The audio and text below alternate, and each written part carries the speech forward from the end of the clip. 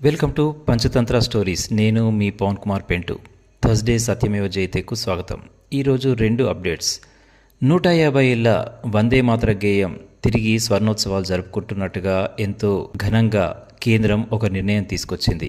అవును, ఇకపై పాఠశాలల్లో ప్రత్యేక కార్యక్రమాల్లో, అధికారిక అనధికారిక కార్యక్రమాల్లో ఎలాంటి కార్యక్రమమైనా సరే వందే మాతర గీతం యొక్క కేవలం 2 చరణాలు కాకుండా మొత్తం 6 చరణాలను ఇక ఆలపించాల్సిందే.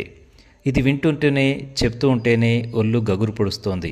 అవును, దేశం మొత్తాన్ని ఒకే తాటిపైకి తీసుకొచ్చిన వందే మాతరానికి పునర్వైభవం తీసుకొచ్చింది మన గవర్నమెంట్. భారతీయులుగా ఇకమై మనం గర్వించాల్సిన విషయం ఇది. ఇక రెండో విషయం, భారతరత్న లాల్ బహదూర్ శాస్త్రి గురించి.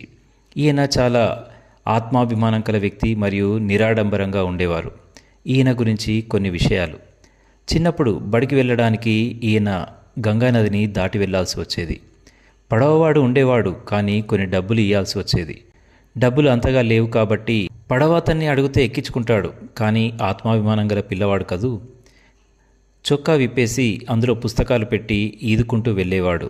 1940 నుంచి 1946 వరకు దాదాపు 6 సంవత్సరాలు ఈయన జైల్లోనే గడిపారు స్వాతంత్ర్యం కోసం. రైల్వే శాఖ మంత్రిగా పనిచేస్తున్నప్పుడు తమిళనాడులో జరిగిన రైలు ప్రమాదానికి నైతిక బాధ్యత వహిస్తూ రాజీనామా చేసేశారు ఆ పదవికి.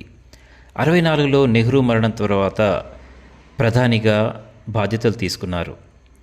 ఆ సమయంలోనే వ్యవసాయ విప్లవానికై గ్రీన్ రెవల్యూషన్కు బాటలు పరిచారు మన శాస్త్రి గారు. ఇక 65లో పాకిస్తాన్ జమ్మూ కాశ్మీర్లోని కచ్ ప్రాంతాన్ని ఆక్రమించుకుంటే ఏకంగా లాహోర్ వరకు మన భారత సైన్యాన్ని నడిపించారు. కాకపోతే అమెరికా ఒత్తిడి వల్ల ఆ యుద్ధ విరమణ చేశారు. 1966 జనవరి 10న యుద్ధ విరమణ ఒప్పందాలపై సంతకాలు చేశారు. కానీ ఆ మరునాడే జనవరి 11న ఆయన అక్కడే మరణించారు.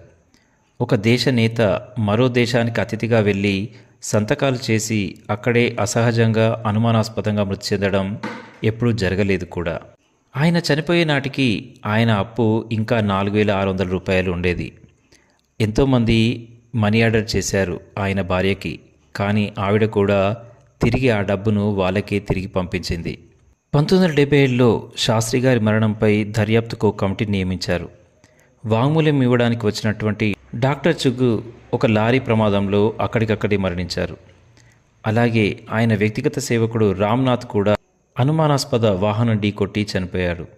సొంత ప్రయోజనాల కోసం ఆశించకుండా దేశం కోసం ధైర్యంగా నిలబడ్డటువంటి ఇలాంటి ప్రధానులు కదా మనకు కావాల్సింది.